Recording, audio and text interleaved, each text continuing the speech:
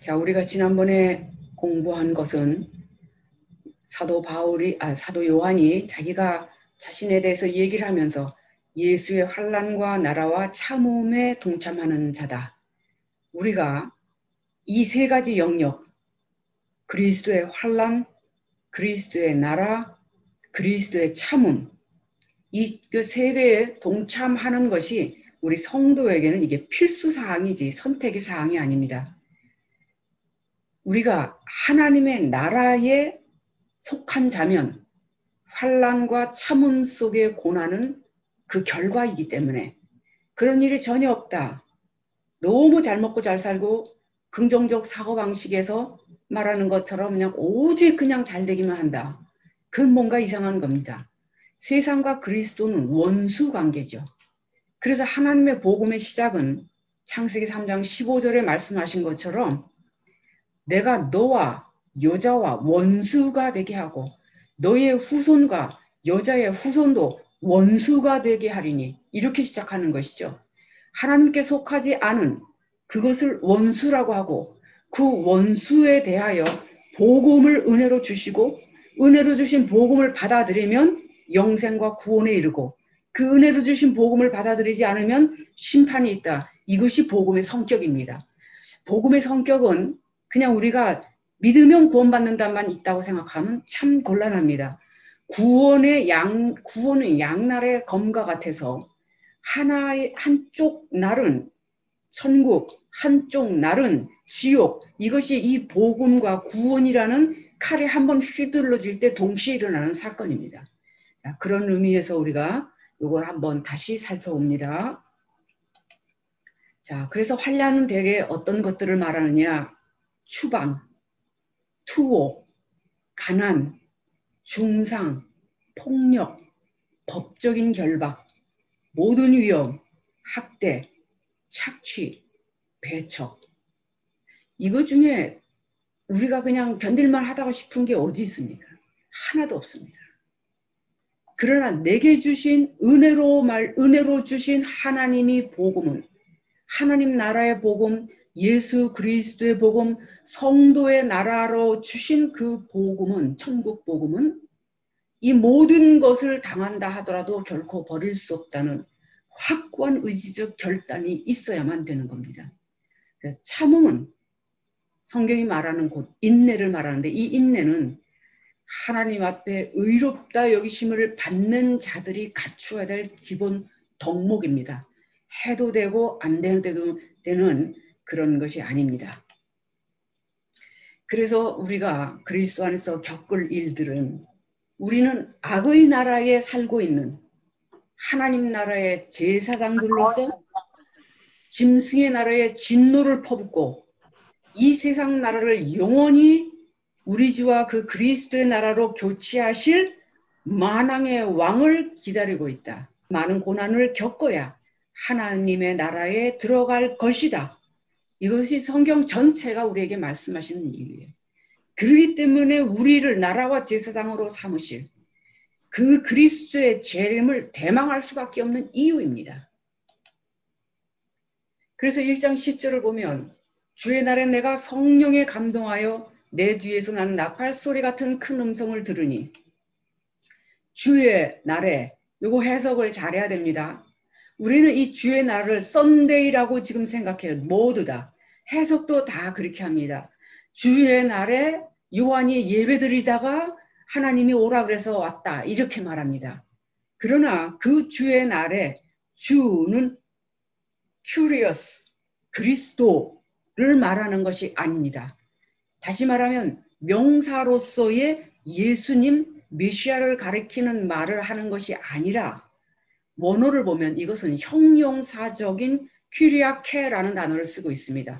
그것은 무슨 뜻이냐 하면 이 형용적 표현 안에 초대교회에서 부활을 기초로 예배드리는 날로 정한 그 주의 날 이런 뜻을 갖고 있습니다. 지금 말하는 썬데이라는 개념이 아닙니다. 지금의 썬데이라는 개념은 로마 황제를 숭배하는 날을 기념하는 태양의 날입니다. 그래서 이 원어 자체가 우리에게 말할 때 번역상 주의 날에 이렇게 되어 있지만 그거는 명사로서의 주에 대한 것이 아니고 형용적 용법으로 상태를 설명한 날이라는 것을 기억합시다. 나팔 소리 같은 음성. 자, 여기서 요한이 영적 체험을 할 때 내가 나팔 소리 같은 큰 음성을 먼저 들었습니다. 영적 체험을 할 때 청각적인 요소가 먼저 일어났어요. 그 다음에 그 소리가 나는 것을 보려고 몸을 돌이킬 때 시각적인 환장이 시작된 것이죠. 너희는 눈 먹고 귀 먹은 독사다. 예수님이 이런 표현도 쓰신 적이 있죠. 그 귀 먹은 독사에 대해서 얘기를 할 때 예수님이 교계 지도자들을, 지금의 목사들을, 지금의 선교사들을, 지금의 신학교 교수들급 정도 되는 사람들을 가르쳐 말했다는 것을 기억해야 합니다. 그래서 특별히 우리 목사들, 선교사들, 말씀 사역자인 교수들, 우리 진짜 요한계시록 두려운 마음으로 봐야 됩니다. 자, 또 하나는 영적인 귀도 우리의 육신의 귀와 마찬가지로 듣는 채널이 하나입니다. 다시 말해서 육체의 귀로 이쪽에서 노래하는 소리도 듣고 저쪽에서 대화하는 소리도 듣고 내 앞에서 말하는 소리도 듣고 방송 소리도 들어요. 한마디로 말하면 하나의 채널밖에 없는 내 육신의 귀로 내가 들을 수 있는 범주 안에 있는 헤르츠 안에 있는 건 다 듣습니다. 똑같이 영적인 귀도 그렇습니다. 우리의 영적인 귀도 하나님이 말씀하시는 큰 음성, 많은 물소리 같은 음성, 온화한 음성, 세미한 음성, 느낌으로 전달되는 음성까지 다 듣습니다. 반면에 귀신의 음성, 지절거리는 음성, 속살거리는 음성, 성경이 우리에게 말할 때 귀신의 음성을 지절거리고 속살거린다고 말합니다. 그리고 사실이 아닌 것을 말한답니다. 이게 귀신, 악의 영역, 이게 악의 영역에서 우리에게 내뱉는 영적으로 오는 파장도 우리의 영적 귀라는 하나의 채널로 동시에 다 듣습니다. 또 있습니다. 우리 자신이 내뱉는 소리도 듣습니다. 그래서 영적으로 뭔 소리를 들었을 때 이것이 주께서 하신 말씀인가? 이것이 내 자신이 하는 말인가? 이것이 귀신이 속삭거리는가? 귀신이 사실이 아닌 거짓을 가지고 나에게 충동질을 하는 파장에 들어있는 메시지를 읽은 것인가? 이거를 잘 분별하려고 늘 조심스럽게 돼야 됩니다. 그래서 이 들을 때 모든 영광을 하나님께 돌리지 아니하고 내가 이것은 너에게만 가르쳐주지 남한테도 아직 안 가르쳐준 건데 이건 틀림없이 100% 귀신의 지절거림입니다. 그리고 귀신의 지절거림과 속살거림은 그야말로 사분사분 나긋나긋 느물느물 이러면서 그렇게 느끼게끔 얘기를 합니다. 그런데 내용이 주로 협박하거나 나를 부추기거나 헛바람 들어가게 으쓱으쓱하게 만들거나 그렇게 보였으면 좋겠다는 마음에 막 충동질하게 일어나거나 이런 짓으로 다가오기 때문에 사실은 분별할 수 있습니다. 우리가 분별이 되지 못해서 넘어갈 그 정도 영역이면 주님 저 도와주세요. 항상 도와주세요. 언제든지 주 앞에 기도하고 있으면 됩니다. 주님이 우리를 그 기도와 간청을 절대 물리치시지 않아요. 신음소리만 내도 다 들으시는 분인데 신학은 지금 신학 밖에 영적 세계를 탐험하는 사상가들을 넘을 정도의 인간 연구가 진행돼야 됩니다. 근데 신학은 너무나 오랫동안 오래전에 남들이 해놓은 신학이라는 전통을 울고먹는 짓만 하고 있습니다. 그러니 어떻게 되겠어요? 이미 물리학에서 5차원적 세계, 4차원적 세계, 시간과 공간이 하나로 시간과 공간이 더 이상 존재하지 않는 영역을 과학적으로 입증해내고 있는 이런 수준인데 이게 신학이 전통적 종교적 요소만 가지고 떠들고 있으면 이게 되겠습니까? 공부 제대로 합시다. 그리고 편견 버립시다. 여기서 큰 음성은 청각을 통해 메시지가 주어질 때 일어나는 통상적인 방법입니다. 그리고 이 음성의 출처는 천사라고 여겨집니다. 이 나팔 소리 같은 큰 음성. 그 다음에 나팔 소리는 성경에서 어떻게 쓰이냐? 전쟁의 신호로 쓰입니다. 민수기 10장에서의 나팔 소리에 대한 것은 은나팔 둘을 쳐서 만들 때에 백성을 모으거나 진을 행진시킬 때, 그때 전쟁을 개시할 때 왕의 직의식 위에 그 다음에 축제 기간 동안에 의식적인 경배와 속죄 제사에서 이 나팔 소리를 붑니다. 그러니까 우리가 계시록에 나오는 하나님의 7 나팔을 분 7 천사가 부는 그 소리, 나팔 소리 같은 큰 음성일 수 있고 그 자체가 단순한 나팔 소리가 아니라 메시지를 가지고 있는 나팔 소리. 그래서 이거는 들을 수 있어야 됩니다. 이거는 빰빠라밤 이런 거를 들어야 된다는 게 아닙니다. 1장 11절에 보면 가로되 너 보는 것을 책에 써서 에서보두 사빌라 7 교회에 보내라. 11절에 보면 너 보는 것 이거는 단수로, 19절에 보면 내 본 것 요것도 단수로. 자, 내가 보는 것, 내가 본 것 이게 하나는 현재, 하나는 과거 다 명령으로 기록되어 있습니다. 그래서 인클로지오라는 것은 문단의 시작과 끝에 같은 단어나 어휘를 사용해서 단락의 주제를 강조하는 그런 문학적 기법입니다. 그래서 가로되 너 보는 것을 책에 써서 에서보두 사도일라 보내라. 여기서 보는 것, 본 것 이게 강조되고 있습니다. 그래서 11절에 에서보두 사빌라 이 7 교회는 성령이 교회들에게 하시는 말씀을 들어야 됩니다. 자, 이 7 교회는 지방교회가 갖고 있는 모든 문제점과 본보기의 역할을 하고 있고, 그리고 모든 초대교회와 현재 말세교회의 대표성을 갖고 있다고 해석해도 됩니다. 그리고 이 편지를 전달하는 순환 노선 안에 있습니다. 에베소 보이죠? 여기. 이게 에베소가 이 당시에 최대 항구고 에베소에 아시아 최고의 아데미 여신의 신상이 있었고 아데미 여신의 제사 대전의 규모가 제가 가봤는데 어마어마하게 큽니다. 이 에베소 그 다음에 서머나도 여기 이렇게 붙어있죠. 버가모 그 다음에 4대가 직선거리로 내려오고 빌라델비아가 있고 라오디게아가 있고 이게 순환도로입니다. 당시 무역상들이 아라비아에서 나는 것을 가지고 유럽으로 갈 때 에베소로 와서 떠납니다. 또 유럽에서 나오는 것, 로마에서 나오는 것을 가지고 아라비아 쪽으로 갈 때, 동쪽으로 갈 때 이 순환도로를 따라서 갔습니다. 그래서 이렇게 확대된 거를 크게 보시면 이대로입니다. 나더러 12절 몸을 돌이켜 나더러 말한 음성을 알아보려고 하여 돌이킬 때에 그래서 첫 번째는 듣는 게 먼저였죠. 영의 세계에서 우리도 요한처럼 들을 수 있습니다. 그러나 들을 때 우리는 충만한 성령의 그 내재하심 안에 있지 않았을 경우 요한처럼 될 수 없는 경우가 많아서 조심해야 된다고 말했어요. 우리도 들어야 하고 들을 수 있어야 하고 내 안에서 말씀하시는 주의 음성을 이해할 수 있어야 하고 돼야 됩니다.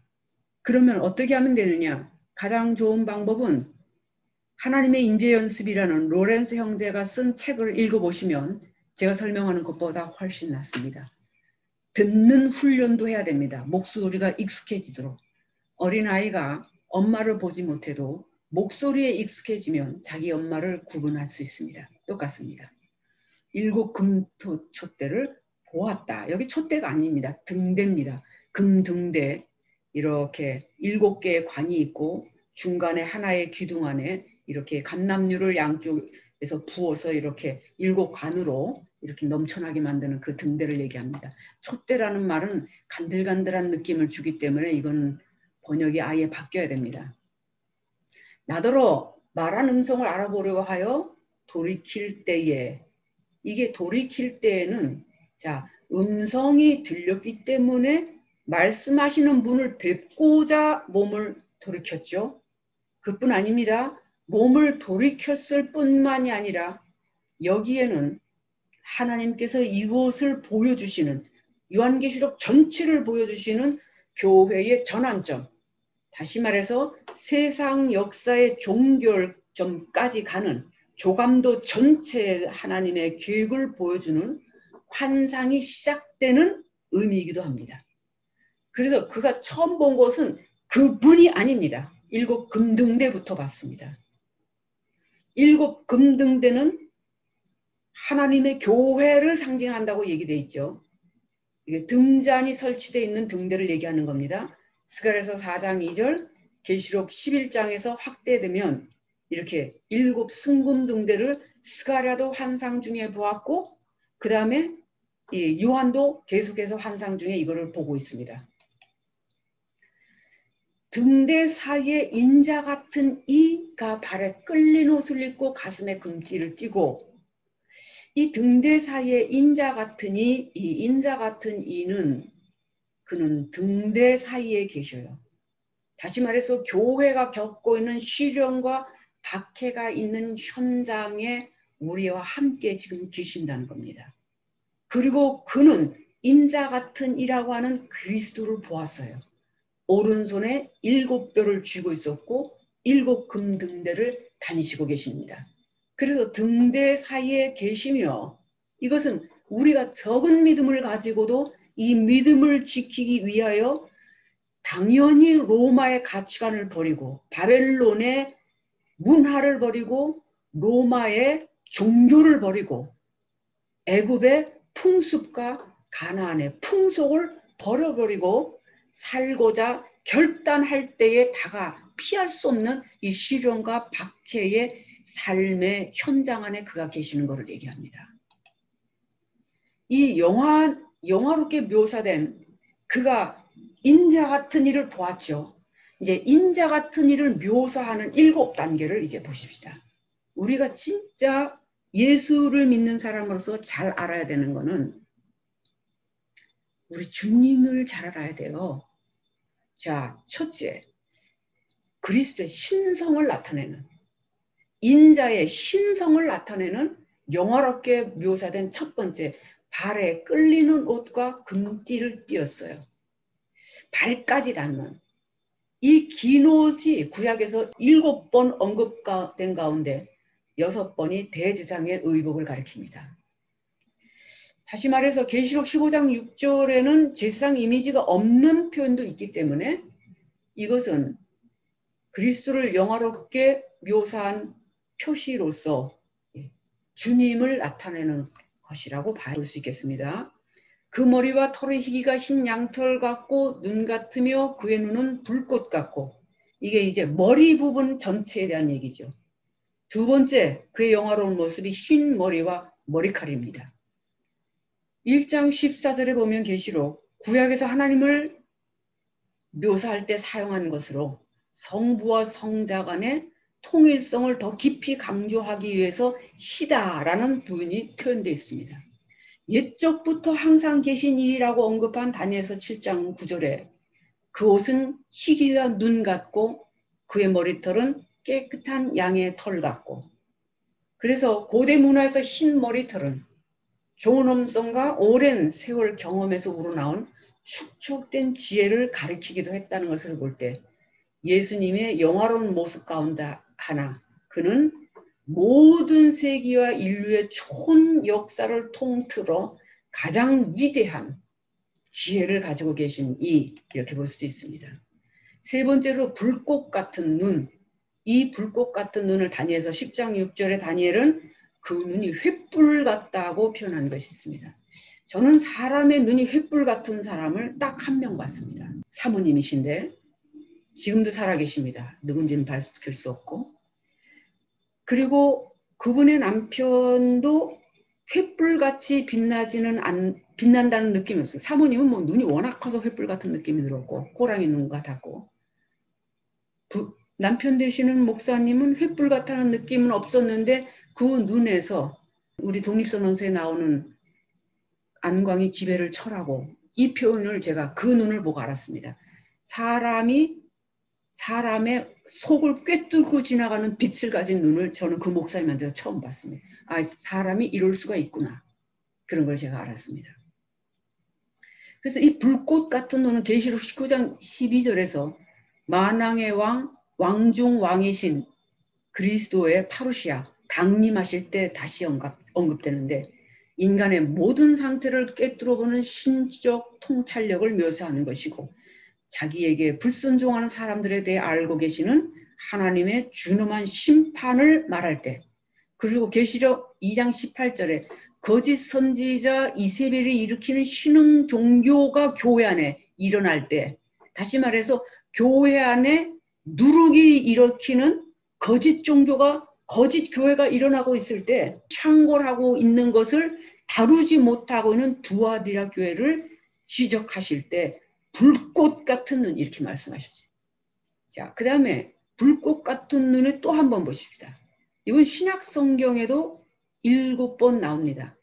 누가복음 16절 26절에 그 불꽃 중에 고뇌하는 그 부자에 대한 것이 나오고, 사도행전 7장 30절에 떨기나무 불꽃 가운데 나타났던 천사에 대한 스데반의 설교가 언급되어 있고, 히브리서 1장 7절에 우리가 이 기록자를 바울이라고 봤을 때 하나님은 그의 천사를 불꽃으로 삼으신다는 영적 존재의 눈을 설명하는 그런 부분이 있습니다.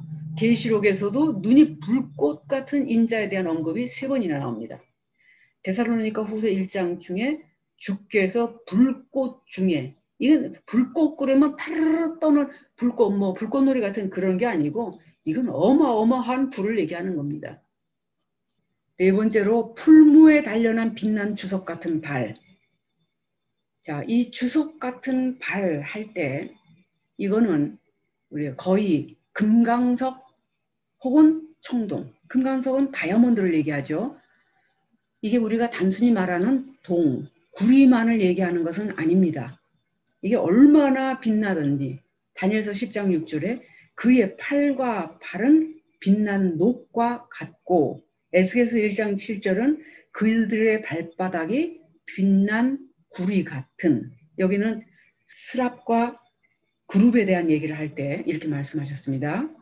그래서 이것에 대한 견해는 4가지가 있습니다. 구리, 철, 노세, 합금으로 두아디라에서 나오는 주석이다. 그리스도의 영광과 힘을 강조한다. 예. 그 다음에 순수한 상태에서 빛을 내는 금속의 용해된 상태를 말한다. 고대 세계에서 이 발은 인생 행로로 묘사하고 그리스도의 삶과 힘, 안정성, 절대 순수함을 함축하고 있다. 군사적 의미로서는 이건 배교자들에 대한 잠재적인 신적 심판을 의미하기도 한다라고 설명할 수도 있겠습니다.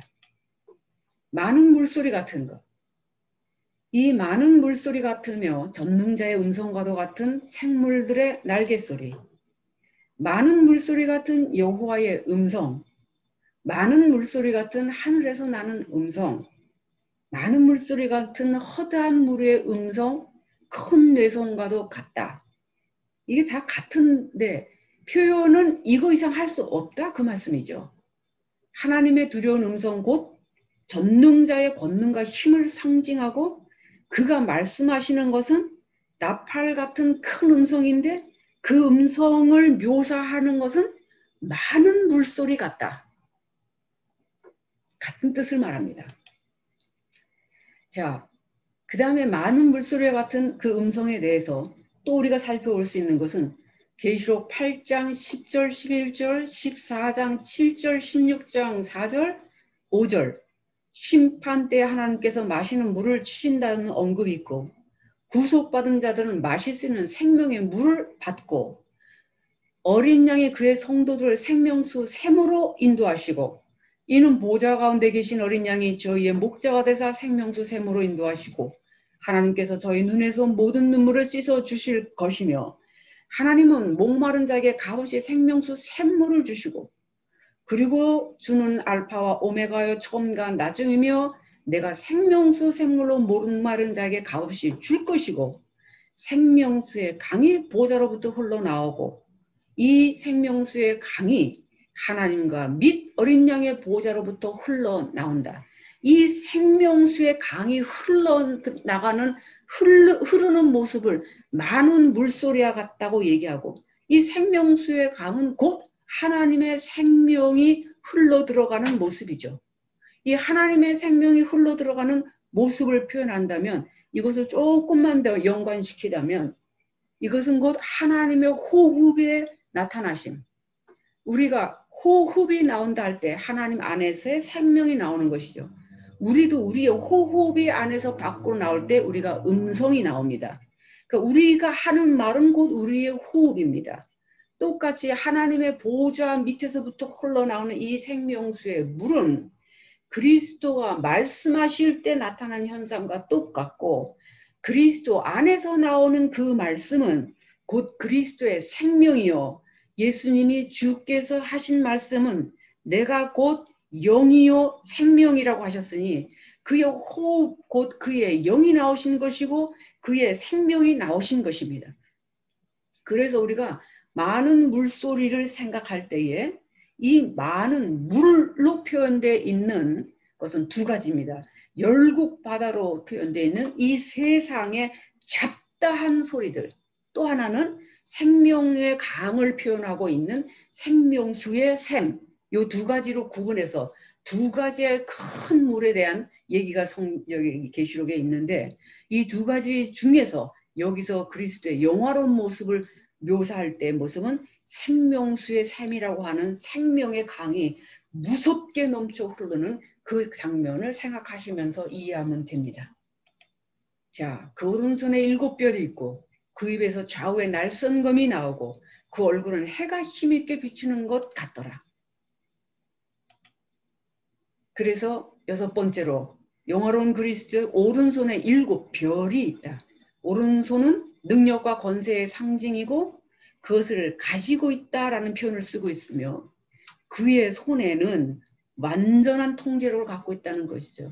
세상이 내 손바닥 안에 있어 이런 거죠.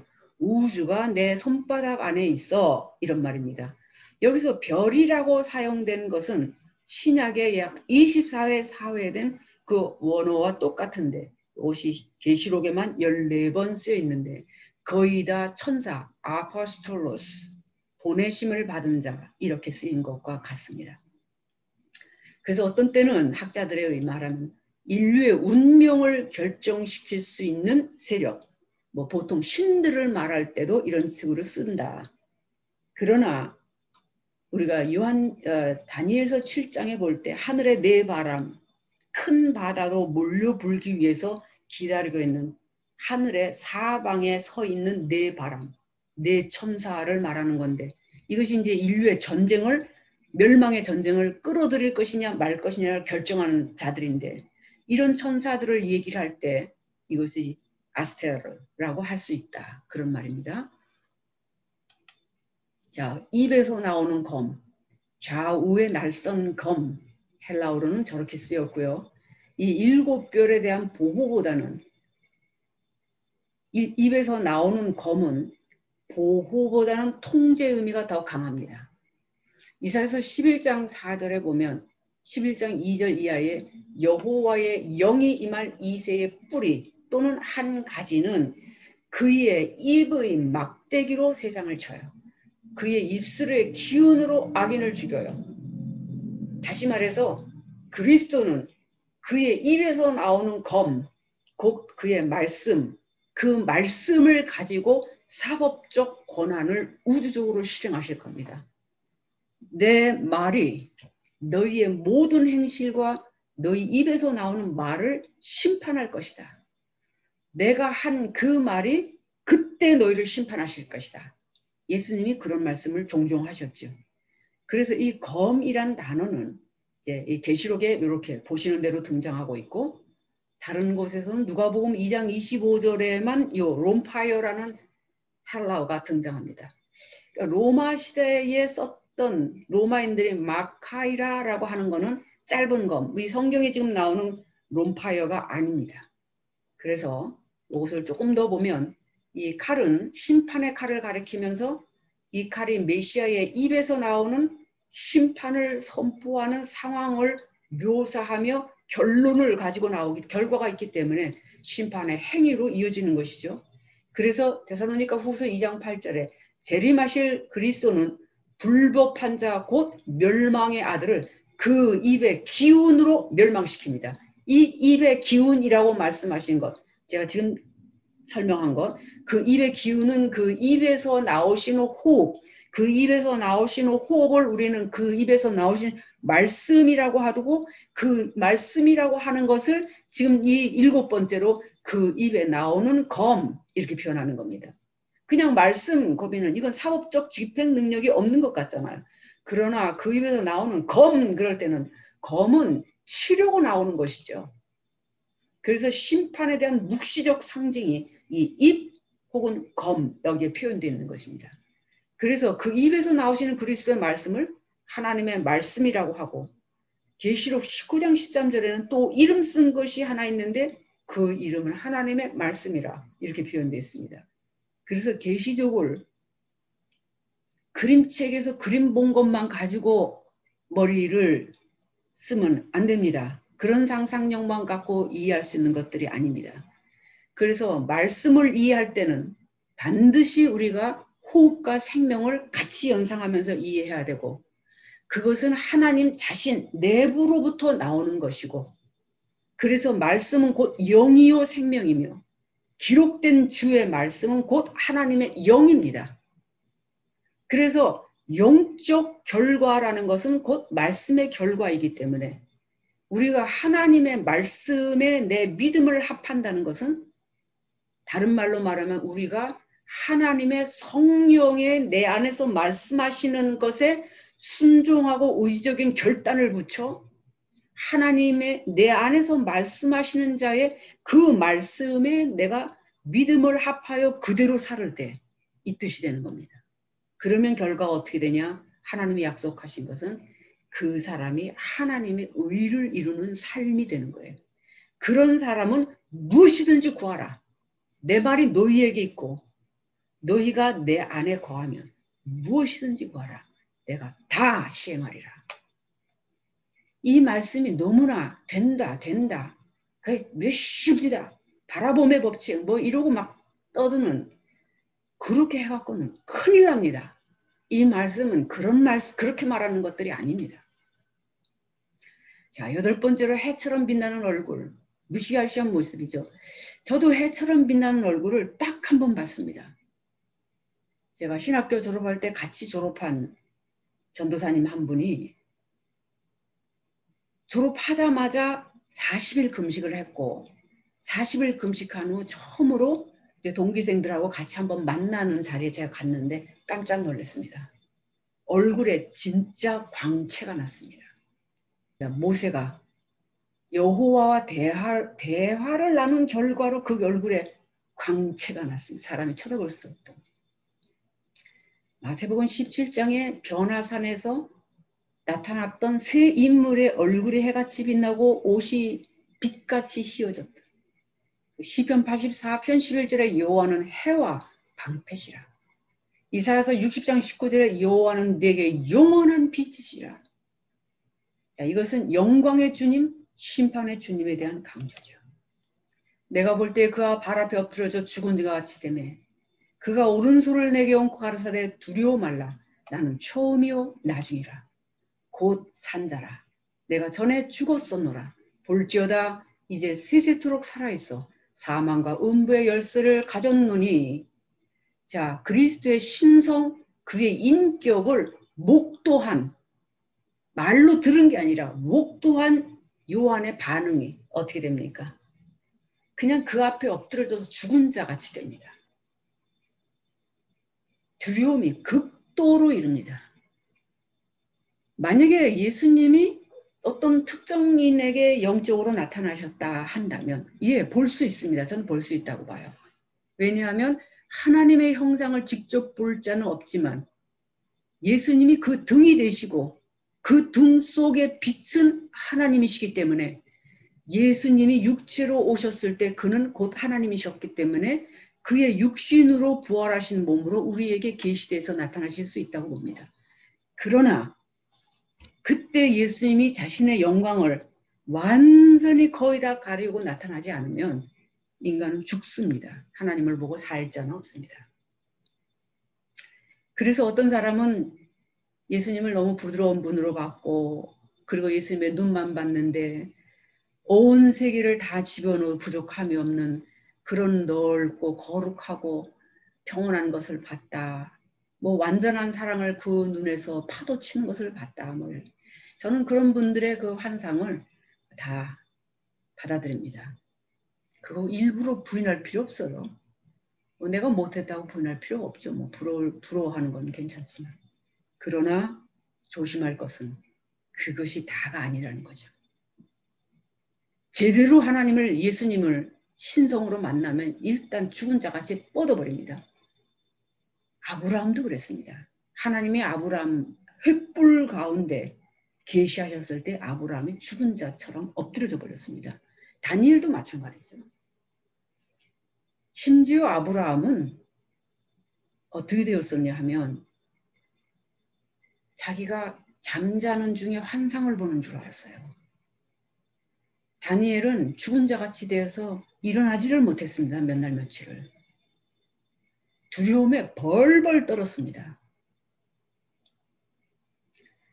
자, 신격이 등장하는 환상이 여호수아에도 있고 에스겔에도 있고 다니엘에서 마태복음, 요한복음 많이 나오죠. 이 신격을 나타내는 천사 앞에 엎드리는 것은 거의 통상적인 반응입니다. 보통입니다. 안 엎드리고 베길 수가 없습니다. 그런데 거기서 의지를 가지고 절을 더 하려고 할 때는 그때 그 절을 받는 거는 100% 귀신이고 노 그러면 안 돼. 오직 하나님께만 절해라. 이래야 되는 겁니다. 출애굽기 33장 20절에 하나님은 내가 내 얼굴을 보지 못하니 나를 보고 살 자가 없다. 그리고 그 영광이 지나가면서 여호와로라 여호와로라 여호와로라 이렇게 말씀하실 때 모세를 그 손으로 덮어 하나님이 지나가신 이후의 뒷모습만 볼 수 있게 하셨다고 했어요. 요한계시록에는 3번에 걸쳐 이런 모습이 나와요. 1장 17절, 19장 10절, 22장 8절. 나 요한이 그 발 앞에 엎드러져 죽은 자같이 됐다는 표현입니다. 자, 경배할 때 엎드리는 건 통상적인 일인데 오늘은 우리가 예배와 경배를 드릴 때 이렇게 자세를 한 번쯤은 생각해 봐야 될 것 같습니다. 하루에 단 1분이라도 무릎을 꿇고 주님 앞에 한번 앉아 있는 것도 고민해 봐야 될 것 같습니다. 두려워 말라 나는 처음이요 나중이니 곧 산자라. 그가 오른손을 내게 얹었다. 이렇게 말씀하시는 그는 누구냐? 인자 같은 이요. 그 말씀하시는 이의 음성은 그리스도의 음성이었어요. 근데 그가 오른손을 내게 얹고 이거는 인정하시고 위로해 줄 때 쓰는 전문적인 용어입니다. 오른손을 내게 얹고 라는 말은. 그 오른손은 권능과 지배권을 가리키고 손을 얹었다는 것은 권세와 권능을 불러와 전달하는 명령 행위가 똑같습니다. 그래서 두려워 말라 이렇게 말하는 것은 현재형이요 금지하는 것이고 명령하는 겁니다. 그래서 하나님을 섬기고 있을 때 우리는 하나님의 임재를 두려워하지 않아도 됩니다. 그러나 땅에 거하는 자들은 너무너무 무서워. 차라리 우리 위에 산과 돌, 바위야 다 떨어져라. 죽어버리겠다.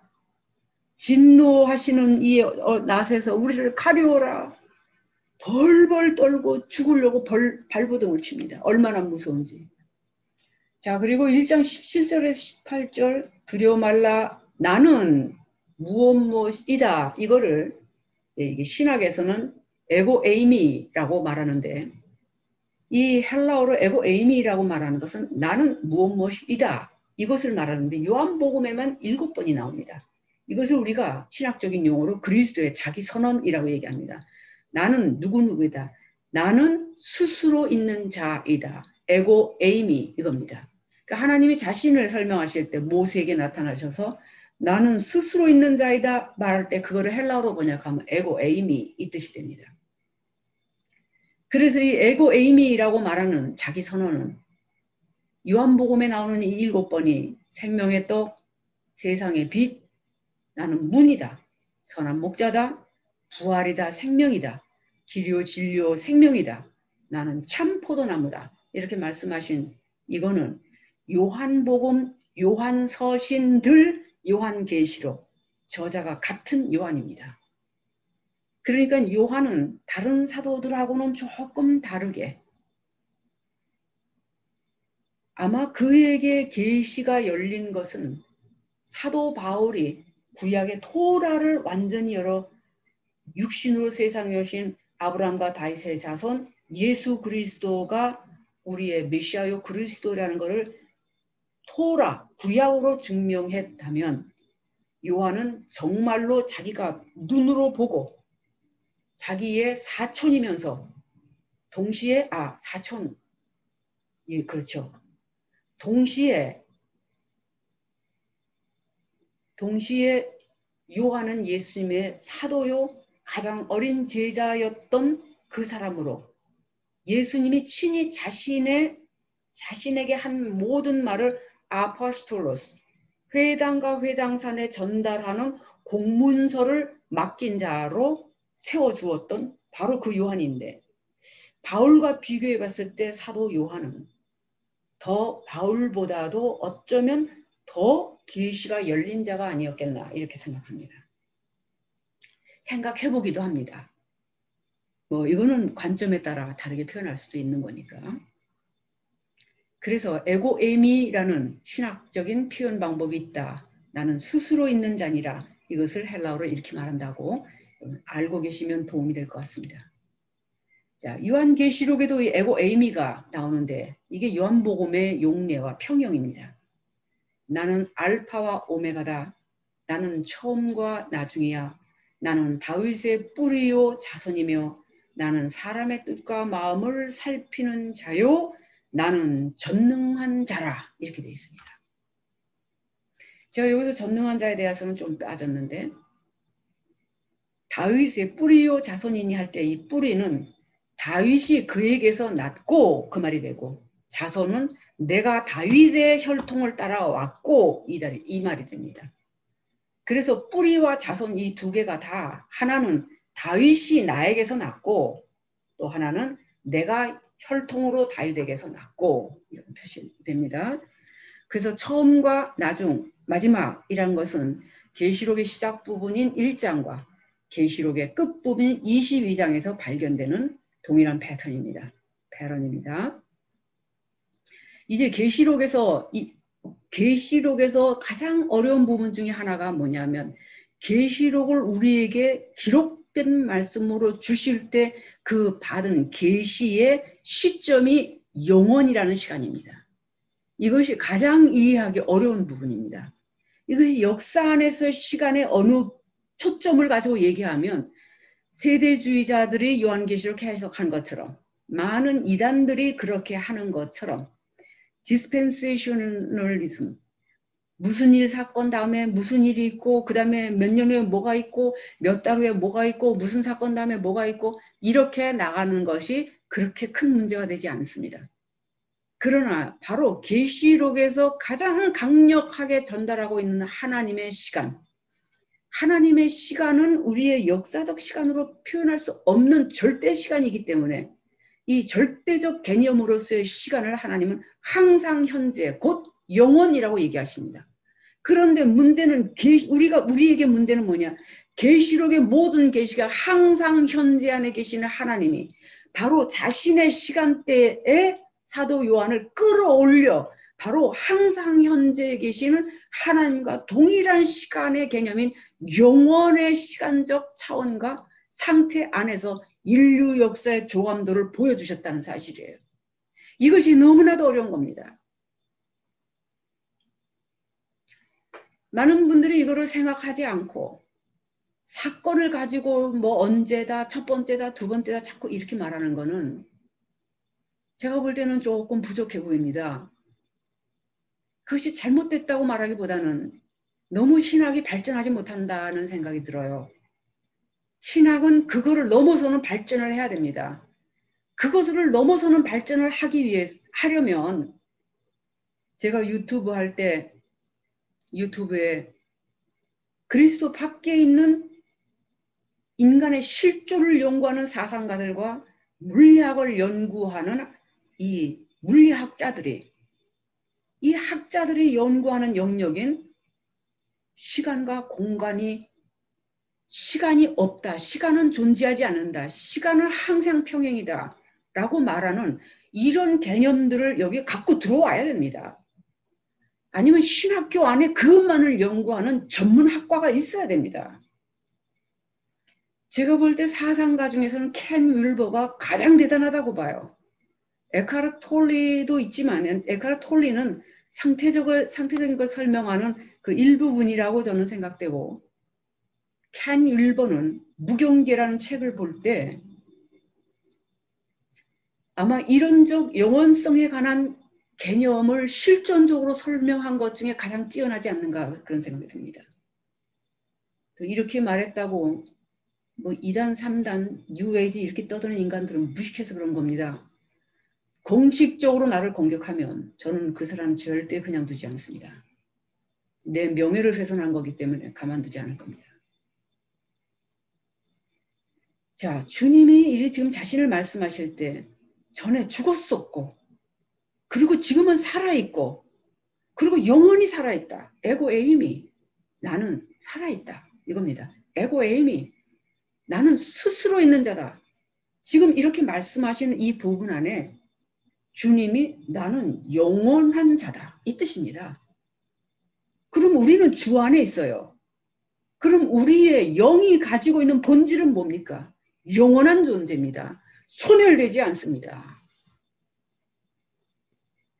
그래서 우리의 우리의 존재성에 대한 본질적 근원을 얘기를 할 때 인간은 신적 존재인 것입니다. 사망과 음부의 열쇠. 그랬더니 키를 이만하게 그려갖고 막 설명하시는 자기가 음부의 문을 봤다는 거죠. 그래서 예수님이 키를 금열쇠 같은 걸 꺼내셔갖고 음부의 영혼을 탁 했더니 매캐한 연기가 막 퍽 나왔고 막 질식할 것 같은데 예수님 손을 꽉 잡고 음부로 내려갔다. 이런 간증 우리 많이 들어봤죠.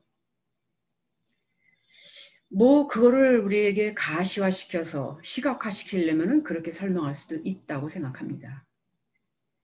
그런 것보다는 좀 더 영적이고 상징적인 의미를 가진 열쇠가 아니겠나. 다윗의 열쇠를 가지시니 한 번 열면 닫을 자가 없고 한 번 닫으면 열 자가 없는 그 열쇠를 가지시니 생각 많이 해봐야 되죠. 그래서 이 사망과 음부의 열쇠를 가진 이게 지금 헬라어에 대한 얘기입니다. 소유격적인 의미를 가졌을 때 이것은 악의 세력들을 말하는 겁니다. 목격적인 의미를 가질 때 역격이라고 말하는 헬라어에서 문법상에서 이 의미가 목적격적인 의미를 가졌을 때 이건 공간적 영역을 얘기합니다. 하나는 의인화시킨 악의 존재들, 또 하나는 공간적 영역을 얘기합니다. 사망과 음부이라는 상태적 공간을 말하는 거지 저기 몇 시간 몇 억 년 광년을 지나가면 있는 거기 말하는 게 아닙니다. 다시 말해서 시간은 흐르지 않습니다. 하나님이 자기 쥐를 지키지 않냐고 떠난 천사들을 어디에 가뒀냐? 영원한 흑암이라는 상태에 가둬버렸습니다. 저 지구 땅덩어리 중원에 가둔 게 아니고 그래서 흑암의 영역으로 지발로 걸어 들어가지 않는 이상 그 영역에 있는 존재들이 그리스도께 속한 자들을 발끝도 건드리지 못한다는 것이 요한의 주장입니다. 요한의 서신에 나오죠. 악한 자가 너희를 만지지도 못하느니라. 정말 그리스도께 속하여 그의 영이 내 안에서 기록된 말씀을 기억나게 하심으로 그리스도가 하신 말씀대로 살고자 내 믿음을 합하여 의를 이루는 삶을 살고자 의지적인 결단을 가지고 애를 쓰는 사람은 악한 자가 그를 절대로 만지지도 못합니다. 이런 근본적인 영적 질서에 대해서 배우지 않고 권세를 사용해서 뭐 이런 것만 해갖고는 웬만한 거는 해결되겠지만 그가 마음 안에서의 언어와 마음 안에서의 행동이 마귀적일 때 그 사람의 그 상태 때문에 일어나는 가정 안에서 영적 질서의 파괴와 자녀들의 파괴된 모습 이런 것들은 절대로 회복시키지 못합니다. 하나님은 기만당하지 않습니다. 하나님은 우리의 내면의 행동, 내면의 언어, 내면의 말 이런 거에 속지 않으세요. 그래서 중언부언하지 말라 그러시는 거죠. 네 영 안에 있는 네 감정이 가지고 표현하는 그 상태 그대로 기도해. 그게 방언입니다. 그대로 기도하지 못하면 중언부언할 수밖에 없어. 무슨 재주로 네가 5분 이상 기도하니? 헛소리 만들어내지 않고. 주님이 안 속는다 그 말이죠. 뻔히 아는 거. 방언은 그건 귀신 나부랑이들이 하는 거야. 오카는 목사가 그런 얘기를 했는데 경험이 없어서 그렇습니다. 그 양반이. 사망과 음부는 죽은 자들이 들어가는 장소죠. 그래서 열쇠, 여기 타스클라이스, 사망의 문에 들어갈 수 있도록 하는 거. 그렇죠? 그리스도는 죽음과 부활을 통해 악의 세력, 곧 사망과 음부라고 하는 이 양대 세력을 패배시켰고 지배권을 탈취하셨습니다. 골로새서 2장 14절 15절에 보면 그랬죠. 하나님께서 율법, 문서로 기록된 의문에 쓰여진 것을 폐하시고 십자가로 승리하셨어요.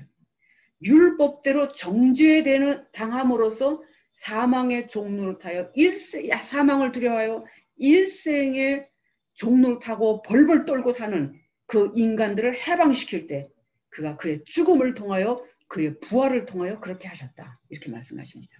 그 다음에 곧 산자라 내가 전에 죽었었어요. 볼지어다 이제 세세토록 살아있어 사망과 음부의 열쇠를 가졌다. 세세토록 아이온. 자, 아이오나스 아이온 이렇게 쓰고 있습니다. 세 이 말입니다. 영원 그리고 영원인데 그 영원 이렇게 돼 있는 겁니다. 그래서 영고 무한히 긴 시간 심기원 영원 이렇게 설명할 수도 있고 이 아이온이라는 말은 영원한 신의 이름이기도 했습니다. 헬라 문화 안에서. 그래서 영원의 신에 대한 제전이 알렉산드리아, 아프리카에 있었던 대표적인 기독교 도시였죠. 알렉산드리아에서 헬라 문화가 성행할 때 이런 제전도 있었습니다. 그러므로 내 본 것과 이제 있는 일과 장차 될 일을 기록하라. 내 본 것, 이제 있는 일, 장차 될 일. 헬라어로 표시를 해놓은 것은 목사님들에게 도움이 되기 위해서 했습니다. 본 것은 과거, 능동, 2인칭 단수. 이제 있는 일, 이거는 에고 에이미에서 말하는 것. 장차 될 일, 이거는 be about to. 무엇 하려고 하는 것을 얘기합니다. 그러므로 내 본 것과 이제 있는 일과 장차 될 일을 기록하라. 그래서 내가 본 것, 이제 있는 일, 장차 될 일, 이 사건 전체가 계시록 4장부터 계시록 22장까지의 내용인 거죠. 자, 이것을 기록하라라는 그라포, 이런 말은 굉장히 중요하기 때문에 제가 조금 언급합니다.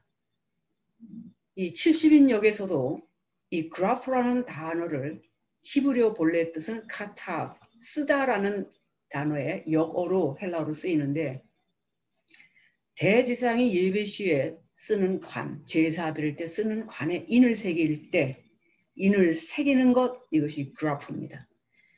성전의 내외 벽, 사면 벽에 형상을 새길 때 이것도 그라프입니다. 돌 위에 기록할 때 그라프입니다. 초소를 쫓아내는 것을 나타낼 때 이것도 같습니다. 그래서 그라포는 두루마리나 책에 기록하는 것, 구약 성경에서 기록하는 것은 계시의 중요한 표식이기 때문에 하나님께서 기록하셨는데 모세가 기록할 때, 여호수아나 사무엘이 기록할 때, 왕이 하나님의 율법을 기록할 때 이스라엘 백성이 하나님의 율법을 문설주에 기록할 때 이게 다 동일한 언어, 그라포, 카타브 이렇게 쓰입니다.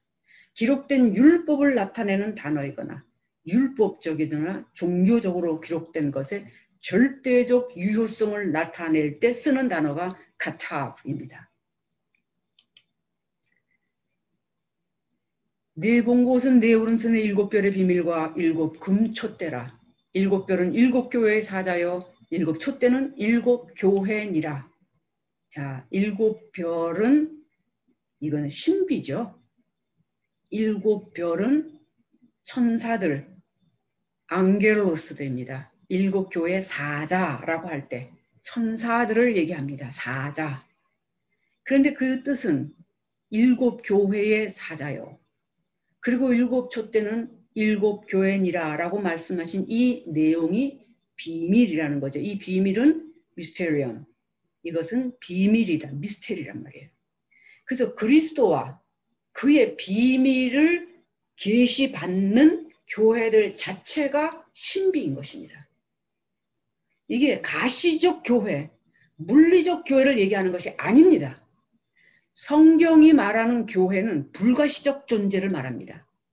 성경이 말하는 교회는 한 번도 지금 우리처럼 이렇게 있는 예배 초소를 말한 적이 단 한 번도 없습니다. 그러니까 바울의 기록이나 요한이 기록할 그 당시 초대교회와 그 후 수백 년 동안 로마가 기독교를 국교로 선포할 그 수백 년과 그 다음에 동로마 제국이 멸망하는 1490년 이후의 교회까지도 거의 사람들의 심령 안에 진짜 교회의 비밀은 카톨릭이 국교화시켜가지고 로마 종교를 국교화시켜갖고 껍데기만 입혀는 이런 것이 아니었고 실제로의 신비는 불가시적 존재였던 그 신비한 그리스도의 몸을 얘기하는 겁니다. 그 사람들에게 하나님은 그의 비밀을 드러내 주셨고 그 사람들로 말미암아 하나님의 교회가 눈에 보이지 않게 존재하여 지금까지 왔고 저와 여러분이 그 교회입니다. 물리적으로 몇만 명씩 모이는 교회가 그 중에 일부가 교회일 수는 있지만 그거는 예배당의 이름일 뿐입니다. 로컬 처치의 이름일 뿐입니다. 그래서 큰 교회 다닌다는 것을 자부하는 것은 조금 무식한 소리입니다. 왜 그러냐면 어느 권사님이 그러더라고요. 큰 교회를 다니는데 정말 멀리서 오시는 분이에요. 그분이 이런 말하는 걸 들었습니다. 아니 그렇게 먼 데서도 교회를 다니시네요. 그랬더니 그분 말이 아니 멀다고 서울대학교 안 다닙니까? 이런데 그분 말을 들으면서 서울대학교? 그래서 자기 교회가 나머지 로컬 교회들은 다 적어도 지방 하버드 대학교고 자기 교회는 서울대학교라는 이 대단한 자부심을 갖고 있구나. 큰일 났다. 제가 그 생각이 들었어요. 저거 큰일 났다. 작은 교회 목회하시는 목사님들 격려합니다. 힘내세요. 하나님은 대형 교회를 서울대학교로 그렇게 특별하게 보거나 특권을 주신 적이 한 번도 없습니다. 그들의 위대한 착각일 뿐입니다. 그래서 너무 위험합니다. 하나님의 생각과 같이 가지 못할 때 얼마나 위험한지 그들이 모릅니다. 일곱 교회니라 하는 이 교회의 말은 에클레시아. 하도 많이 들었어요. 여러분 알죠? 에클레시아는 ek라는 전치사와 칼레오라는 동사가 합쳐서 만들어진 겁니다. 어디로부터 불러낸 겁니다. 그래서 에클레시아 할 때는 불러낸 자들 전체를 의미하는데 어디로부터 불러내었냐? 바벨론으로부터 불러냈고 애굽으로부터 불러냈고 로마로부터 불러냈고 가나안에서부터 불러냈고 갈대아로부터 불러냈습니다. 지금 제가 언급한 이 제국들로부터 그들의 통치와 그들의 질서와 그들의 문화와 그들의 사상과 제일 중요한 것은 그들의 종교성과 그들의 가치관에서 나오지 않으면 그 사람은 에클레시아가 아닙니다.